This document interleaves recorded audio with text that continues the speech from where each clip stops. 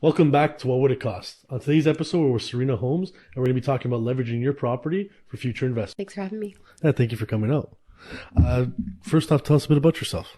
Yeah, for sure. So I am a licensed realtor and I'm also a very active real estate investor.